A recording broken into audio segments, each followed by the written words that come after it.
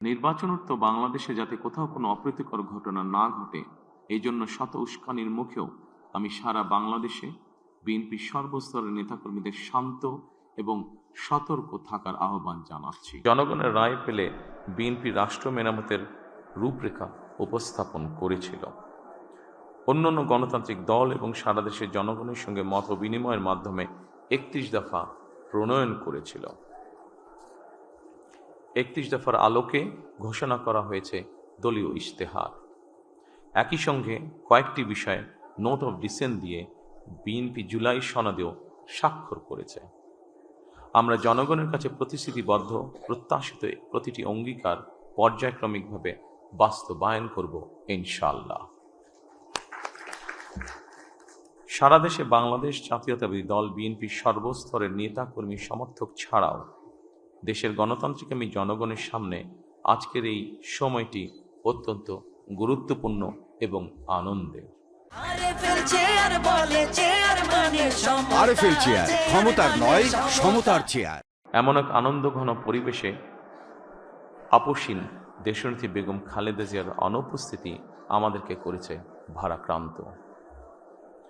রাষ্ট্র ও রাজনীতিতে জনগণের অধিকার প্রতিষ্ঠার এমন একটি গণতান্ত্রিক সময়ের প্রত্যাশায় তিনি ফ্যাসিবাদের বিরুদ্ধে আপোষহীন লড়াই করেছিলেন।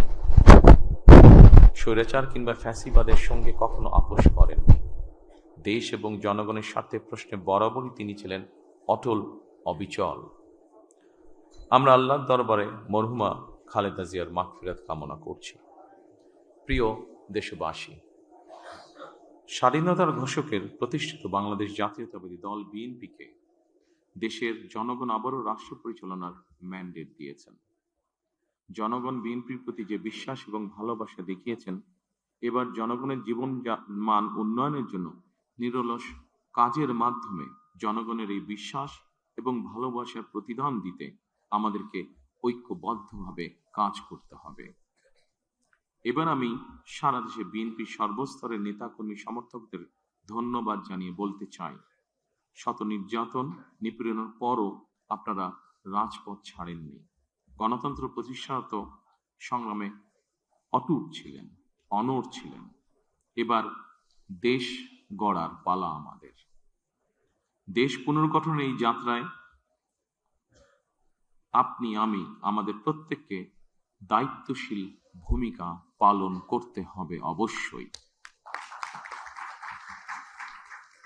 আমরা গণতন্ত্র এবং মানুষের অধিকার প্রতিষ্ঠার এই বিজয়কে শান্তভাবে, শান্তির সাথে, দায়িত্বশীলতার মাধ্যমে উদযাপন করেছি। নির্বাচনোত্তর বাংলাদেশে যাতে কোথাও কোনো অপ্রীতিকর ঘটনা না ঘটে, এই জন্য শত উস্কানির মুখেও আমি সারা বাংলাদেশে বিএনপির সর্বস্তরের নেতাকর্মীদের শান্ত এবং সতর্ক থাকার আহ্বান জানাচ্ছি। কোনো অপশক্তি যাতে পরিস্থিতির সুযোগ নিয়ে কোনো অপ্রীতিকর ঘটনা ঘটানোর সুযোগ নিতে না পারে, এজন্য নির্বাচনোত্তর নিরঙ্কুশ বিজয়ের অর্জনের পরও আমি সারা দেশে বিএনপি এবং জোটভুক্ত দলের সর্বস্তরের নেতাকর্মীদের বিজয় মিছিল বের করতে নিষেধ করেছিলাম। আমরা আল্লাহর দরবারে শুকরিয়া আদায়ের মাধ্যমে বিজয় উৎসব পালন করেছি। আমার বক্তব্য স্পষ্ট, যে কোনো মূল্যে অবশ্যই শান্তি এবং শৃঙ্খলা বজায় রাখতে হবে। কোনো রকমের অন্যায় কিংবা বিয়ানি কর্মকাণ্ড আমরা বরদাস্ত করব না। দলমত, ধর্ম, বর্ণ কিংবা ভিন্ন মত যাই থাকুক, কোনো অজুহাতে অবশ্যই দুর্বলের উপরে সবলের আক্রমণ আমরা মেনে নেব না। ন্যায়পরায়ণতা হবে আদর্শ। আইনের শাসন প্রতিষ্ঠা করা না গেলে আমাদের সকল চেষ্টা ব্যর্থ হয়ে যেতে পারে। আইনের শাসন প্রতিষ্ঠায় সরকারি দল কিংবা বিরোধী দল, অন্য মত কিংবা ভিন্ন মত, প্রতিটি বাংলাদেশী নাগরিকের জন্যই আইন সমান। আইনের প্রয়োগ হবে বিধিবদ্ধ নিয়মে। নির্বাচনে একে অপরের বিরুদ্ধে কিংবা এক দল আরেক দলের বিরুদ্ধে প্রতিদ্বন্দ্বিতা করতে গিয়ে নির্বাচনের মাঠে হয়তো কোথাও কোথাও নিজেদের মধ্যে ভুল বোঝাবুঝির সৃষ্টি হয়ে থাকতে পারে। তবে এ ধরনের বিরোধ যেন প্রতিশোধ, প্রতিহিংসায় রূপ না নেয়, সে ব্যাপারে সবাইকে সতর্ক থাকার জন্য আমি আন্তরিকভাবে আহ্বান জানাচ্ছি।